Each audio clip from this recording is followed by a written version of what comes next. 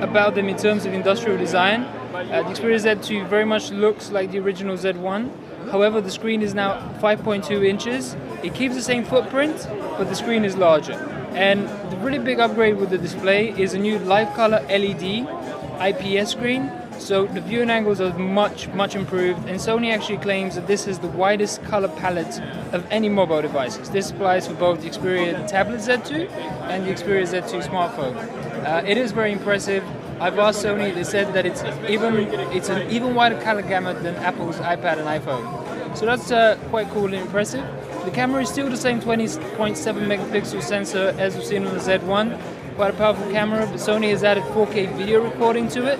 It's saying it's borrowing technology from its Handycam range, and it's added some more augmented reality tweaks and such things to video now, which you could have had previously with just photos. Also, there's a new 120 frames a second slow motion video recording at 720p resolution. That's a very nice and impressive feature that Sony demonstrated to me, and I'm quite happy to have it. But that's the Xperia Z2. It's a pretty decent upgrade, however, relative to the Z1, it's really all about the display.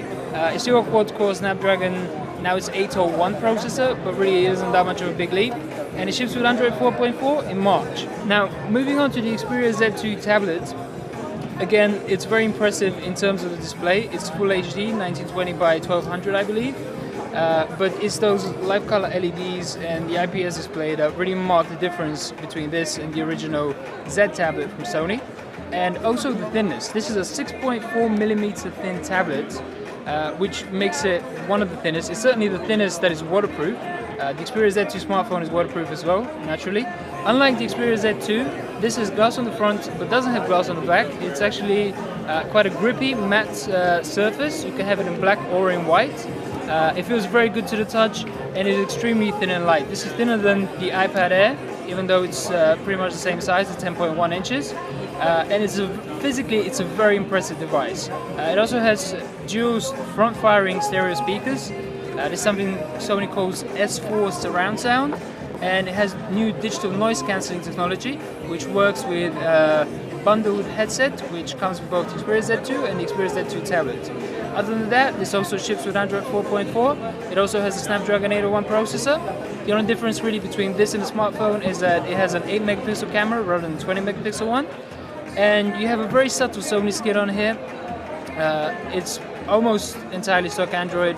It's just little tweaks such as the quick settings, brightness, etc. that are customized by Sony. It's still very familiar, but really it's all about the new industrial design with this new